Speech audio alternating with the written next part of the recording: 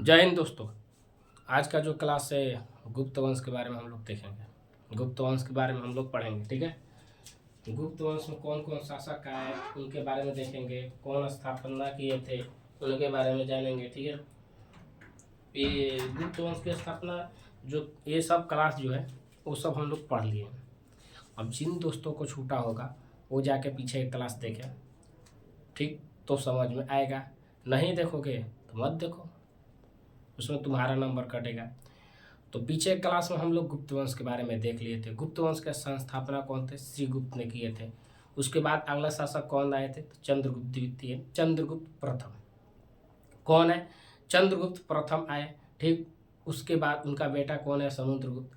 अगला शासक कौन बैठे? समुद्रगुप्त। समुद्रगुप्त के बारे में भी जान पढ़ लिए थे। समुद्रगुप्त का जो क्लास था कल, आज और हाँ कल के क्लास में देखे थे, और उसके एक दिन पहले वाले में देखे हैं समुद्रगुप्त के बारे में, जिसमें हम लोग समुद्र जो गुप्त हैं उनको तोड़ तोड़ के बता दिए हैं। इतना डीप बताया है कि कहीं अब एग्जाम में यहीं से ही पूछेगा और कहीं से पूछेगा ही नहीं। उसमें हम बता दिए थे कि जो समुद्रगुप्त का घोड़ा था 3 समुद्र का पानी भी पीता था, तो ये तमाम चीज़ बता दिए थे। दक्षिण भारत में 12 गो राज्य पर टैक्स तहसीलदार थे, ठीक। तो ये तमाम चीज़ बता दिए थे। उत्तर में भी का किए थे, तो आर्यावर्त माने वहाँ के क्षेत्र पर का उनका अधिकार था। तो ये तमाम चीज़ हम लोग ने पढ़ लिया था, ठीक है। सिक्का वो जो भी चला था वो सब तमाम चीज़ हम लोग देख लिए। आज का क्लास है कि जो उसके आगे हम लोग देखेंगे। समुद्रगुप्त के बाद कौन शासक बने? तो चंद्रगुप्त द्वितीय, ठीक। इसके पहले चंद्रगुप्त प्रथम, फिर समुद्रगुप्त आया, उसके बाद चंद्रगुप्त द्वितीय, ठीक है। एक क्लास हम लोग देखते हैं।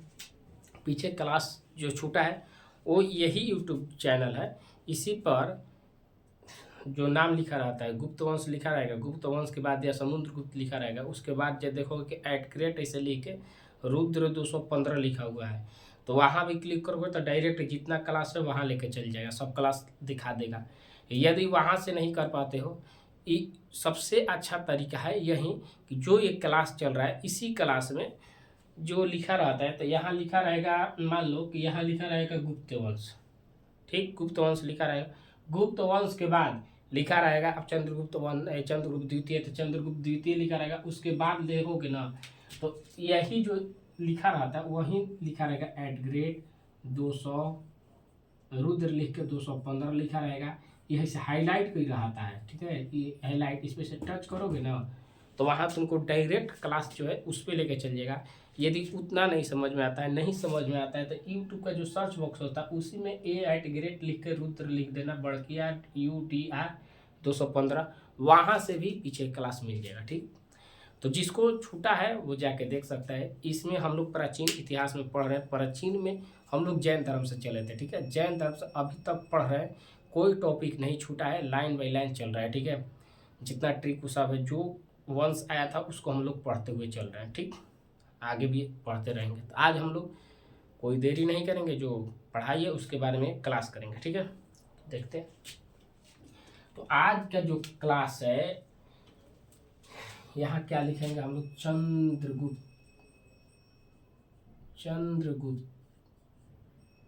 द्वितीय, चंद्रगुप्त द्वितीय। कौन? तो चंद्रगुप्त द्वितीय। काहे का समुद्रगुप्त के बारे में पढ़ लिए, ठीक है। चंद्रगुप्त द्वितीय के बारे में पढ़ेंगे। तो चंद्रगुप्त, देखो गुप्त लगा है तो सीधे समझ लो कि गुप्त वंश है। सबसे अच्छा ट्रिक कि जब चंद्रगुप्त गुप्त लगा हुआ है तो गुप्त वंश, समुद्रगुप्त गुप्त वंश, ठीक। श्रीगुप्त गुप्त वंश। तो जिसमें गुप्त लगिए गया तो सीधे दिखाई दे रहा है कि ये गुप्त वंश होगा, गुप्त वंश होगा, ठीक।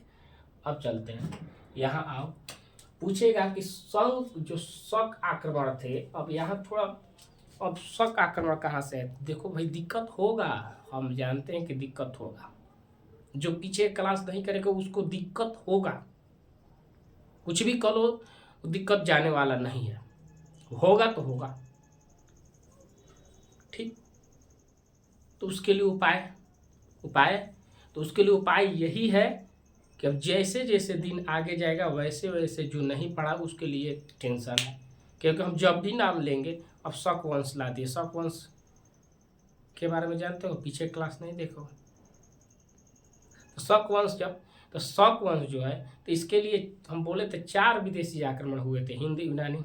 शक वंश, पहलव वंश, कुषाण वंश, जो मौर्य वंश था, चंद्रगुप्त मौर्य। देखो वहाँ जाते हैं पीछे, चंद्रगुप्त मौर्य जब घानानंद को हराए थे, तो वहाँ से जब इनका जो साम्राज्य चला, उसके बाद खत्म हो, पतन की ओर चला, तो वहाँ से ही 4 विदेशी आक्रमण हुए थे, हिंद यूनानी, उसके बाद कौन, शक वंश, उसके बाद पहलव वंश, उसके बाद कुषाण वंश, कनिष्क कनिष्क वही से शक संवत आया था, ठीक है, पहलव। उसके बाद शक जो शासन था, शक में ही विक्रमादित्य उपाधि, जो विक्रमादित्य उपाधि धारण, जो विक्रम संवत चला था कैलेंडर, ठीक है, शके से आया था, ठीक। वहाँ ये तमाम चीज़ अब जो भी हम पढ़ेंगे ना, पीछे के जो क्लास नहीं देखा उसको तो नहीं आएगा समझ में, आएगा लेकिन उतना नहीं आएगा। तो अभी से ही बोल दे रहे हैं कि जाओ, अरे ज़्यादा देरी नहीं है, एक दिन में 2-2 क्लास देखो, बस खत्म हो जाएगा, ठीक, एकदम समझ में आएगा, बेहतरीन समझ में आएगा, इतिहास भी अच्छा समझ में, ठीक। तो अब आओ, पीछे क्लास नहीं देखोगे तुम समझो। शक, शक जो थे 4 विदेशी आक्रमण हुआ था, उसमें से एक शक था जो दूसरे स्थान पर आक्रमण करने वाला था, ठीक है। शक को पराजित, मैंने शक का अंत कौन किए, तो चंद्रगुप्त द्वितीय ने शकों का अंत कर दिया और इन पे विजय प्राप्त कर लिए। शकों का अंत किए और इन पर क्या हुआ कि विजय प्राप्त कर लिए, ठीक है। तो विजेता क्या हुए, विजेता माने कोई भी टीम जब खेल खेलता है, अभी आईपीएल चल रहा है, तो आईपीएल में 2 पक्ष खेलता है, जिसमें कोई, अभी तो चल रहा है, लास्ट में कोई ना कोई एक फाइनल लेके जाएगा, कप, क्या करेगा, फाइनल कप लेके जाएगा, ठीक है। तो कप ले जाएगा, तो उसने किसी न किसी को पछाड़ा, अंत किया, खत्म किया, अब अगला बार वो आएगा। वैसे ही जैसे शकों का अंत हो गया, शकों पर विजय प्राप्त किए चंद्रगुप्त, जो गुप्त वंश था उसने विजय पाया और इसका अंत कर दिया शकों का, ठीक है। शकों का तो अंत हो गया, उसके बाद इन्होंने विक्रमादित्य की उपाधि धारण कर लिया। चंद्रगुप्त जो थे उन्होंने विक्रमादित्य की उपाधि धारण किया, ठीक। विक्रमादित्य के क्या किए, तो उपाधि धारण कर लिया, दिखाई दे रहा है, ठीक है, अच्छा से आ रहा है। तो विक्रमादित्य की उपाधि धारण कर लिए, ठीक है। उसके बाद इनको हम लोग देवगुप्त के नाम से भी जानते थे। क्या नाम से जानते थे, तो देवगुप्त नाम से भी हम लोग जानते थे, ठीक है। इतना समझ में आया कि नहीं आया, बोलो। देवगुप्त के नाम से भी हम लोग जानते थे। उसके बाद देखो, इन्हीं के शासन काल में जो परम भागवत है, क्या है, परम भागवत, परम भागवत की जो है भागवत, उसको हम लोग पहले यहाँ से समझो, क्या हुआ कि विजेता हुआ, ठीक है। शक पे क्या हुआ कि विजेता हो गए। उसके बाद विजेता हुए तो उनके क्या नाम रखा, देवगुप्त। कौन सा आया, तो देवगुप्त। इतना तो समझ में आ गया, ठीक। इतना आया है कि नहीं, ये लाइन हम मिटा सकते हैं क्योंकि हमको लिखना है, शक का अंत किया और विक्रमादित्य की उपाधि धारण कर ली। इतना क्लियर, ठीक है। अब बोलो, इतना क्लियर हुआ। देवगुप्त इन्हीं का नाम था। क्या हुआ कि चंद्रगुप्त जो द्वितीय थे, इन्होंने परम भागवत की उपाधि धारण किया, परम भागवत की उपाधि धारण किया, और उपाधि धारण किए, और इन्हीं के समय ये भी देख लेना कि उपाधि तो धारण किए थे, लेकिन इन्हीं के समय जो हिंदू है ना, हिंदू का विस्तार हुआ था, आगे लिखा हुआ है। इन्हीं के, भागवत के तो पहले उपाधि धारण किए इन्होंने, उसके बाद इनका क्या हुआ कि ढल लिए, लेकिन आगे आगे चल के इन्होंने हिंदू का विस्तार किया था, मैंने हिंदू का विस्तार, मैंने बढ़ोतरी किए थे, ठीक है। हिंदू धर्म में लाने के लिए हिंदू धर्म का क्या हुआ, तो हिंदू जो धर्म है उनका विस्तार हुआ था, ठीक है। आगे हम लोग देखेंगे, तो आगे चलते हैं। यहाँ पर है देखो, हिंदू धर्म का क्या हुआ था, तो विस्तार हुआ था, हिंदू धर्म का क्या हुआ, तो विस्तार हुआ था, ठीक। इतना क्लियर होगा। हम लोग विक्रमादित्य को क्या बोलते थे? विक्रमादित्य को क्या बोलते थे? विक्रमादित्य को सूरवीर के नाम से जानते थे। विक्रमादित्य देखो, विक्रमादित्य का अर्थ क्या होता है? क्या होगा? विक्रमादित्य का अर्थ क्या होगा? ठीक है, विक्रमादित्य का अर्थ क्या होगा? तो सूरवीर होगा। क्या होगा? सूरवीर। विक्रमादित्य का अर्थ होगा क्या? तो सूरवीर। ठीक, इतना क्लियर हो गया। उसके बाद आगे चलो,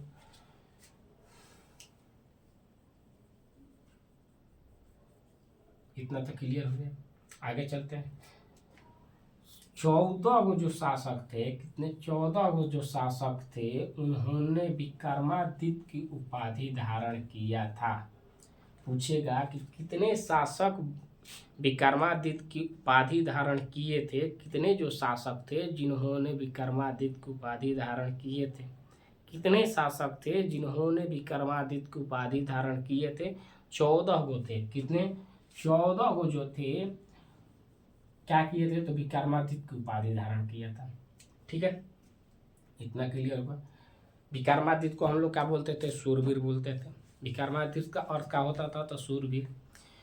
कितने शासक थे जो विक्रमादित्य को उपाधि धारण किए थे? तो 14 को शासक थे जो विक्रमादित्य की उपाधि धारण किए थे। शकों का अंत किसके शासन काल में हुआ था? तो चंद्रगुप्त द्वितीय ने शकों का अंत किया, उन पे क्या किए? विजय प्राप्त किए। चंद्रगुप्त द्वितीय ने ही क्या किया कि परम भागवत की जो उपाधि धारण किया। ठीक है, ये चीज़ हम लोग पढ़ लिए। ठीक, सबको याद हो गया? सबको याद हो गया होगा, ऐसा कोई नहीं, सबको याद हो गया। यहाँ तक हम लोग चलते हैं। ठीक, यहाँ तक हम लोग क्लियर कर लिए। यहाँ तक आगे देखते हैं। चंद्रगुप्त द्वितीय थे, चंद्रगुप्त जो द्वितीय, इन्हें हम लोग न्यायाधीश भी बोलते थे। न्यायाधीश माने न्याय करने वाला। क्या था? तो न्याय करने वाला, न्यायाधीश। ठीक, न्यायाधीश इसलिए कि इन्होंने न्याय के लिए प्रसिद्ध थे। न्याय में कोई दिक्कत नहीं, कोई कटौती नहीं, जो गलती करेगा उसी को दंड मिलेगा। आज के तरह नहीं, आज के तरह नहीं कि जो दंड नहीं किया उसको सजा मिल रहा है। आज के तरह नहीं है ऐसा काम कि जो दंड नहीं भी करता है उसको भी सजा मिलती है। ठीक है, समझ रहे हो? तो वैसा नहीं, ये न्याय के लिए प्रसिद्ध थे। ठीक, न्याय के लिए प्रसिद्ध थे।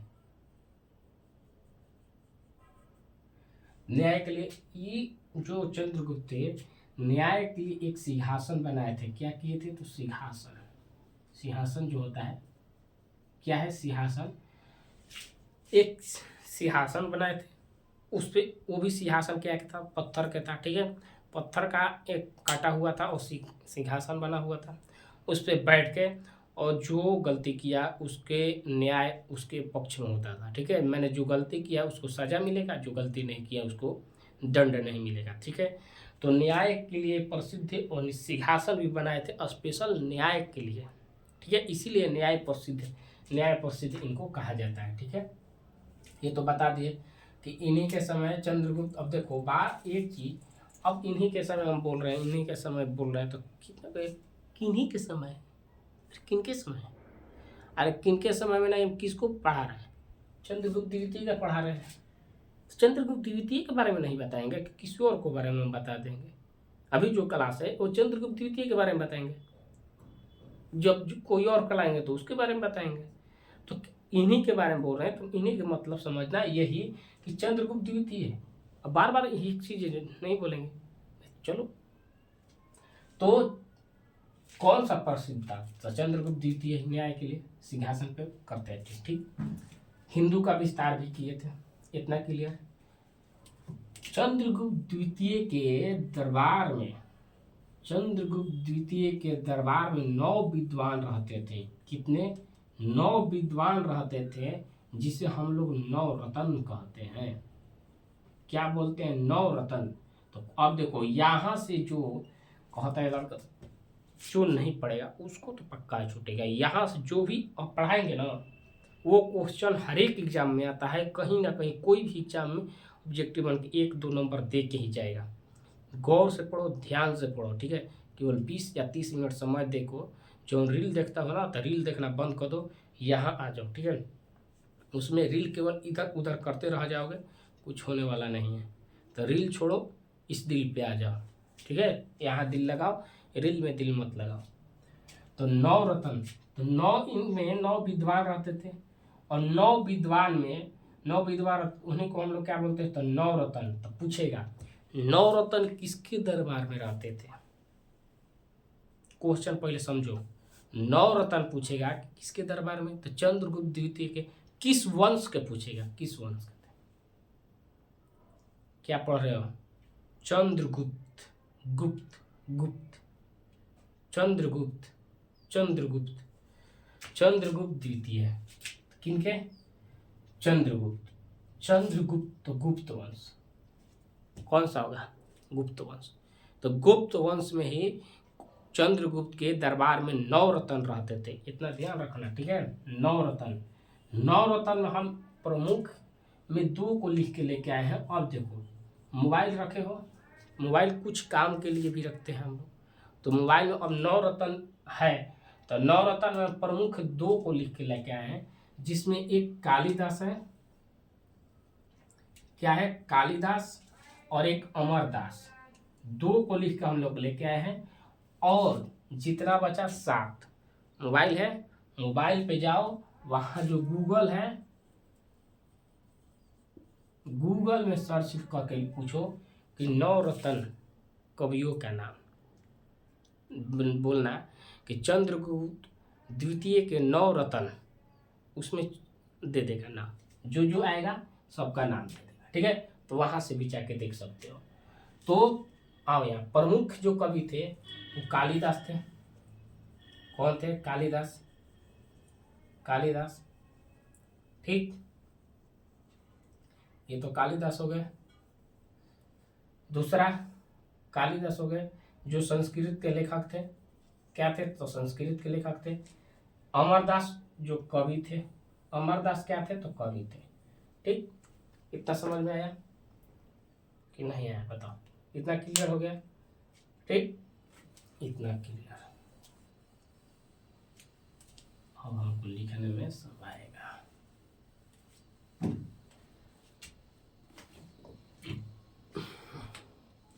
कालिदास, अमरदास, 9 रत्न हो गए। आगे चलते हैं।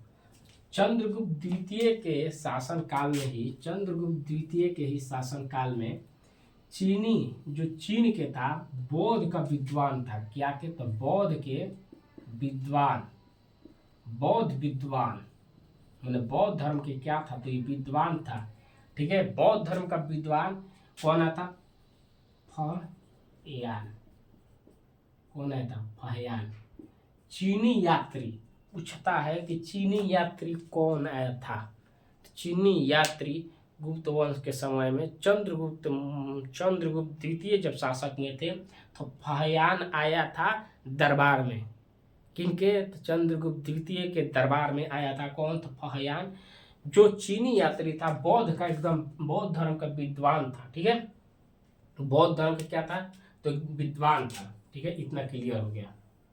फहयान जो बौद्ध धर्म का विद्वान आया था किसके दरबार में? चंद्रगुप्त द्वितीय।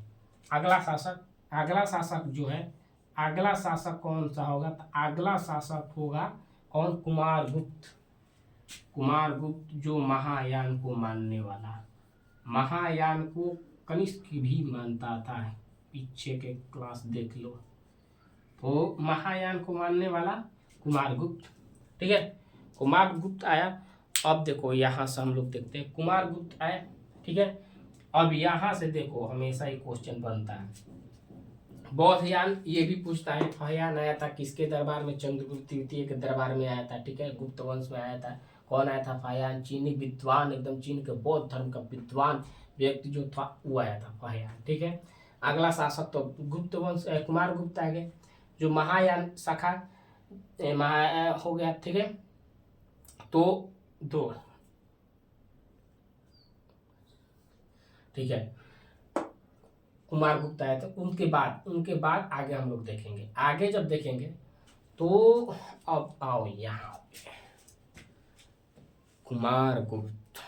कुमारगुप्त याद कर लेना बहुत अच्छा से, कुमारगुप्त रट लो इसे, कुमारगुप्त कुमारगुप्त। क्यों कि नालंदा जो विश्वविद्यालय है, नालंदा विश्वविद्यालय, नालंदा विश्वविद्यालय कहाँ गया जी? नालंदा विश्वविद्यालय किसने बनाया था? क्वेश्चन पूछे हैं, बताओ। नालंदा विश्वविद्यालय किसने बनवाया था? सामने है, दिखाई दे रहा है, बताओ। नालंदा विश्वविद्यालय किसने बनवाया था? नालंदा विश्वविद्यालय कौन बनाएगा? तो कुमारगुप्त यहाँ पर लिखा हुआ है तब भी नहीं समझ में। कुमारगुप्त जो थे उन्होंने नालंदा विश्वविद्यालय को बनाया। अब यहीं से देखो, बनाया और इसको तोड़ा, यहीं से चलो समझ लेते हैं। नालंदा विश्वविद्यालय को कुमारगुप्त ने बनाया और किसने तोड़ दिया?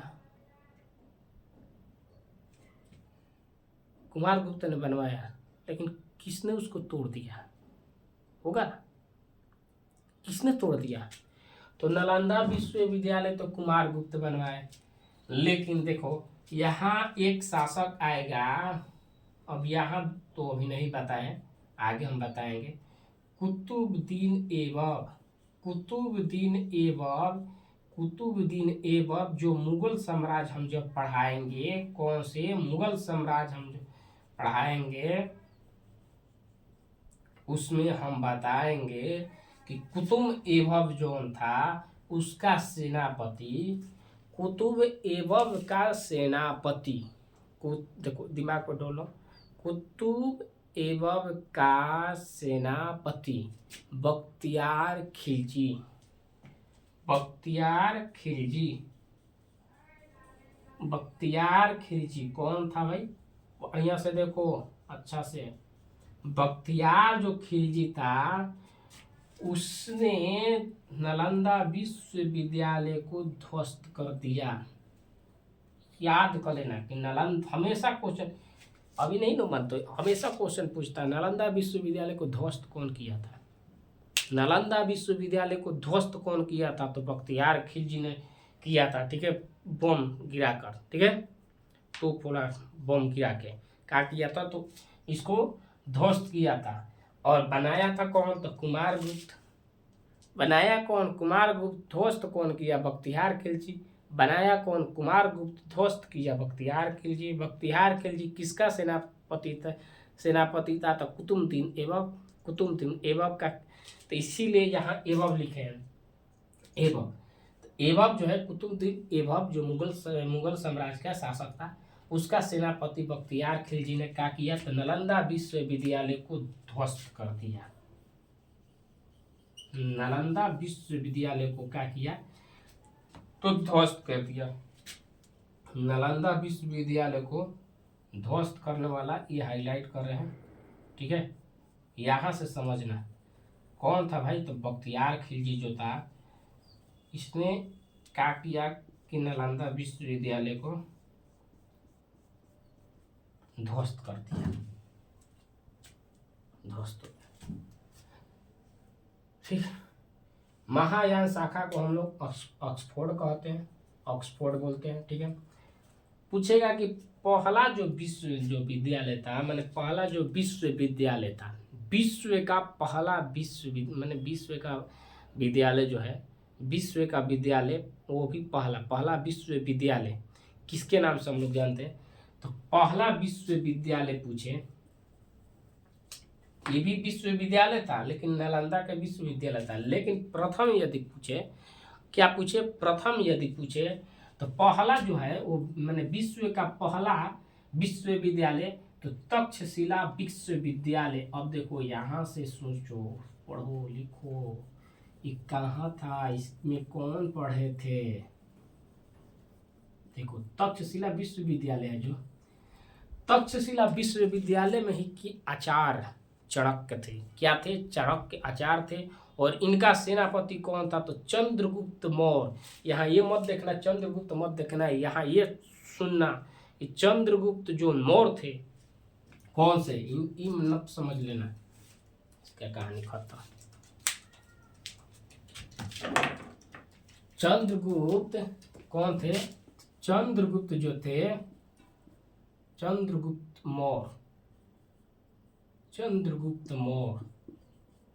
कौन? चंद्रगुप्त जो मौर्य थे, उन्होंने, उनका शिष्य चाणक्य जो तक्षशिला के क्या थे, तो आचार्य थे, वहां पढ़ाते थे। और आचार्य जो तक्षशिला है वहां कौन पढ़ाता? तो चंद्रगुप्त मौर्य पढ़ते। ये मौर्य वंश में हम लोग पढ़े हैं, ये गुप्त वंश चल रहा है, इसीलिए चंद्रगुप्त द्वितीय है, ठीक है। और ये पहले पढ़े थे मौर्य वंश में, ठीक। तो हम लोग बहुत पहले ही पढ़ चुके हैं मौर्य वंश, ठीक है। उस समय ईस्वी चलता था, ईसा पूर्व चलता था, ठीक। और अभी ईस्वी चल रहा है, इसमें देख लो, ठीक है।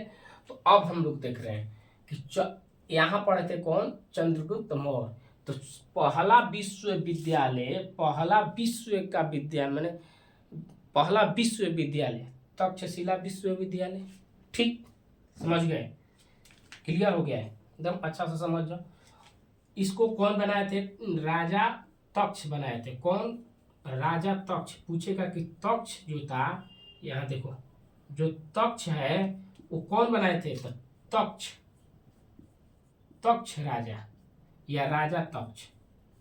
राजा जो तक्ष थे, इन्होंने तक्षशिला विश्वविद्यालय बनाया था, जो विश्व का पहला विश्वविद्यालय था, ठीक है। इतना क्लियर हुआ? क्लियर हुआ या नहीं? नहीं हुआ होगा तो ये वीडियो ऐसे चलता है, देखना ऐसे चलता है, ठीक है। मान लो कि ये वीडियो ऐसे चलता है, वीडियो यहाँ से यहाँ तक चलेगा। मान लो कि हम यहाँ तक पढ़ा चुके हैं, इस वीडियो को यहाँ ला देना, फिर देखना, यहाँ से भी समझ में ना, यहाँ ला देना, फिर देखना, ठीक। समझ में आ जाएगा ऐसे करके, ठीक है। चलो आगे। तो तक्ष, राजा तक्ष ने क्या किया? तक्षशिला विश्वविद्यालय बनाया, स्थापना किए, बनाए थे, ठीक है। अभी देखेंगे तो कहाँ पर है? तो पाकिस्तान, पाकिस्तान में रावलपिंडी जिला है, वहां पर ही है। रावलपिंडी जिला है जो वहां पर है, ठीक है। रावलपिंडी जिला जो है वहां पर है। अभी पूछेगा कि विश्व का पहला होटल, विश्व का पहला होटल, उस समय पूछता है कि विश्व का जो पहला होटल था वहां पे रहने, खाने, पढ़ने, लिखने सब चीज व्यवस्था था, तो वही कौन था? कौन था भैया? नालंदा विश्वविद्यालय था। कौन था? जो सुविधा थी, सब चीज की सुविधा थी, इसमें सुविधा थी, उसमें कौन सा था? तो नालंदा विश्वविद्यालय, नालंदा विश्वविद्यालय जो था, ठीक है। नालंदा विश्वविद्यालय ऐसा होटल था जो पहला होटल था विश्व का जिसमें सब व्यवस्था था, रहना, पढ़ना, लिखना, खाना, लेकिन उसको ये बख्तियार खिलजिया ध्वस्त कर दिया, खत्म कर दिया, ठीक। कब किया था? तो 1198 ईस्वी में इसने बख्तियार खिलजी ने क्या किया था? तो ध्वस्त किया था 1198 ईस्वी में, इसको ध्वस्त किया था नालंदा विश्वविद्यालय, ठीक है। इतना हम लोग देख लिए। अब आते हैं स्कंदगुप्त। स्कंदगुप्त जो था वो चंद्रगुप्त द्वितीय शासक के बाद अगला शासक बना। क्या बना? चंद्रगुप्त द्वितीय के शासक के बाद अगला से शासक बना, वो कौन बोला? तो कौन बना? तो स्कंदगुप्त बना था, ठीक है।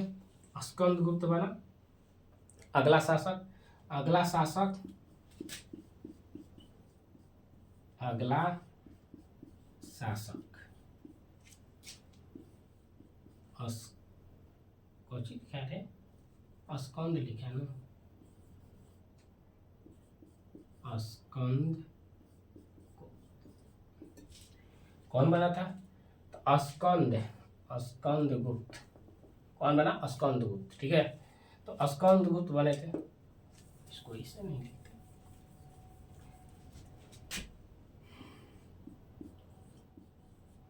स्कंदगुप्त, स्कंदगुप्त बने, ठीक है। अगला शासक स्कंदगुप्त।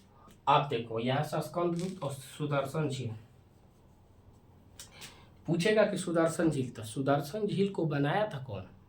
सबसे पहला पहला सवाल, सुदर्शन झील को ये लोग पुनः निर्माण कराए थे, इनसे भी पहले कौन कराया था? तो लो सुन लो, बता दे रहे। सुदर्शन झील को बनाने वाला चंद्रगुप्त मौर्य, मौर्य वंश का चंद्रगुप्त मौर्य जो था सुदर्शन झील बनाया था, अपने सरकारी खजाना से बनाया था, ठीक है। उसके बाद रुद्रदामन जब आया, शासक रुद्रदामन आया तो उसने क्या किया था, तो उसने पुनः निर्माण किया था।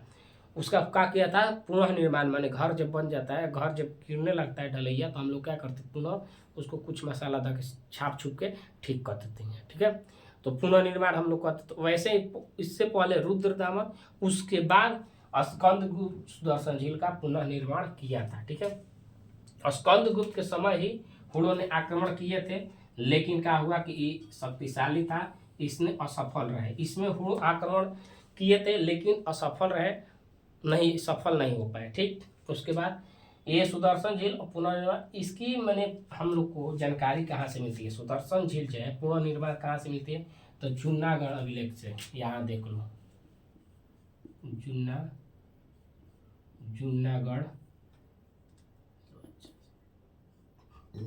जूनागढ़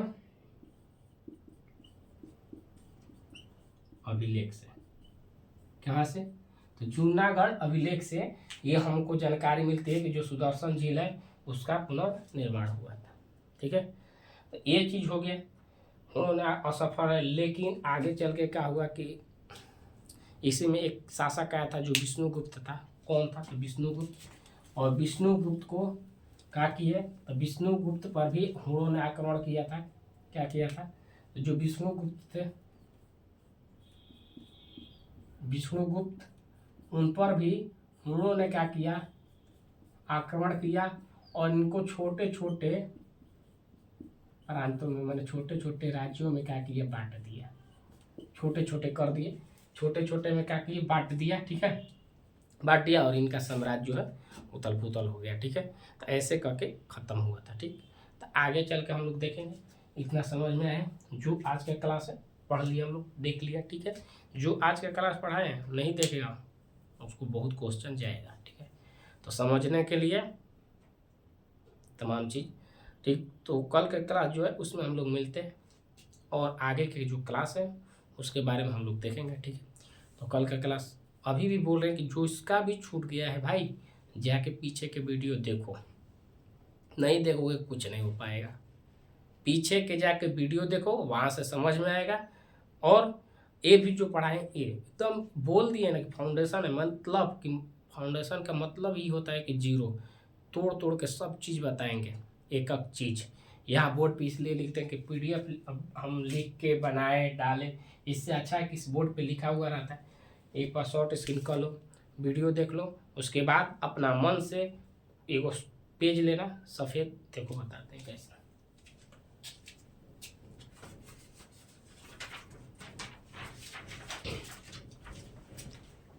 ऐसा सफ़ेद पेज लेना। ठीक, और जैसे ये लिखा हुआ है ऐसे लिखा हुआ है, ऐसे ही करके अपना जो हम बताए ये बोर्ड पे लिखे हैं, वीडियो देख लो, पढ़ लो, दिमाग पे सेट करो और अपना से लिखो। ठीक है, अपना से सेट कर करके लिखो। और वहाँ पे अपना से ऑब्जेक्टिव टाइप के बना के लिखना कि ये देखो ये कहाँ है, कुमारगुप्त। तो कुमारगुप्त महायान शाखा को मानता था, पहला टॉपिक। दूसरा का बना लेना, कुमारगुप्त ने नालंदा विश्वविद्यालय को बनाया। ठीक है, दो को हो गया। ऐसे करके फिर लिखोगे नालंदा विश्वविद्यालय को बनाया, फिर लिख देना एक हेडलाइन बना के, विश्व का पहला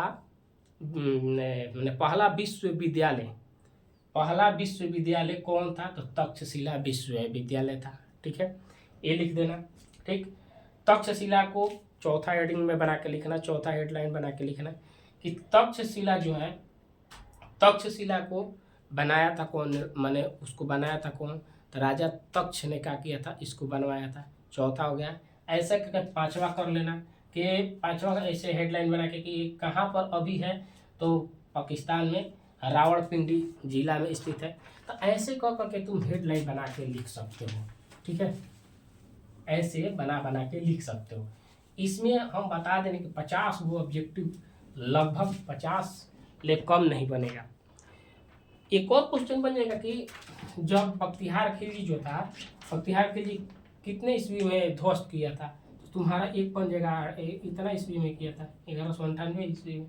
ठीक, फिर बन जाएगा कि नालंदा विश्वविद्यालय को ध्वस्त कौन किया था, क्वेश्चन बनेगा, ऐसा क्वेश्चन बनेगा। यहाँ देखो नालंदा नालंदा विश्वविद्यालय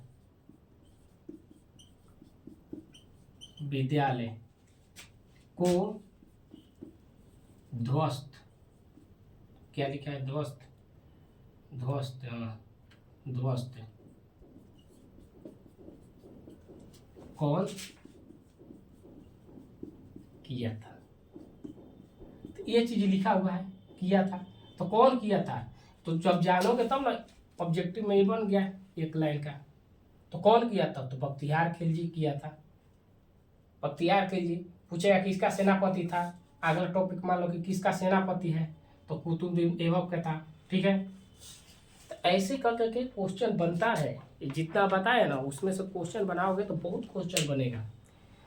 इसीलिए हम बोले कि ये फाउंडेशन है, जीरो है, यहाँ से बहुत क्वेश्चन बनेगा। मन लगा के पढ़ो, क्लास जितना दिए उतना केवल पढ़ लो, उसके बाद अगल बगल अपने दोस्त के पास बैठोगे, खुद तुमको मालूम चल जाएगा कि तुम कितना में हो। जो पूछेगा ना यहाँ से जितना पढ़ा है यहाँ से पूछ देगा, तुम पढ़ के बता दो, पूछेगा कहाँ से कैसे कर लिया।